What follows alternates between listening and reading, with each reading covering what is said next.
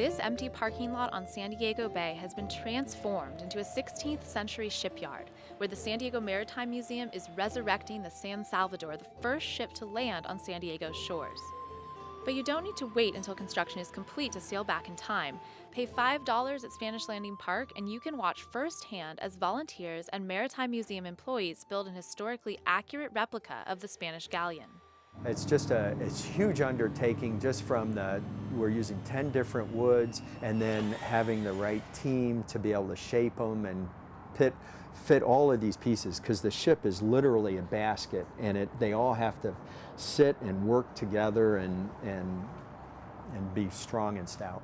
Bruce Heyman heads up the project for the Maritime Museum. He says many San Diegans stop by to see what the ruckus is, but leave knowing the history of their city. I think it will attract people's attention to the history and, our founding. I mean, I've been here for 35 years, but have never really paid attention much to any of that. In 1542, Juan Rodriguez Cabrillo sailed his flagship into San Diego Bay, becoming the first European to discover what is now San Diego.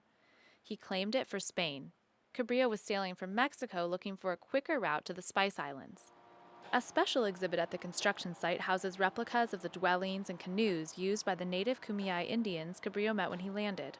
So far, 3/4 of the $6.2 million needed for the project has been raised, thanks to private donations and a major grant from the Coastal Conservancy Commission. The San Salvador is being built almost exclusively of wood, the way it was built in the 1500s.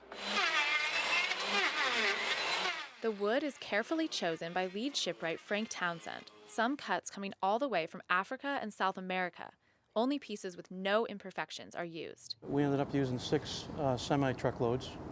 That's about approximately 300,000 pounds of wood. And we probably came out with 10 or 12,000 pounds on the boat. There's a lot of scrap around. The only, although major, difference in how they're building it today compared to 1542?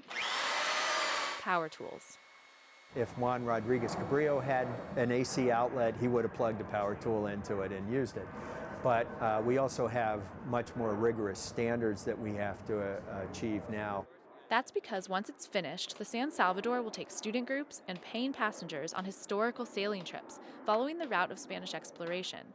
But the replica will have some modern upgrades. Think toilets, refrigerators, and 2 giant diesel engines.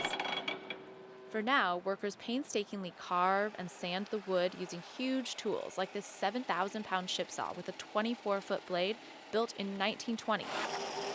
No plans of the original San Salvador exist, so the museum consulted dozens of experts to reach a consensus on the ship's appearance. This idea has been in the works for 20 years, but construction just began in February of last year. It's really like a time machine in ways. Even though we use power tools, we're using the same technology. And nobody here has built a Spanish galleon.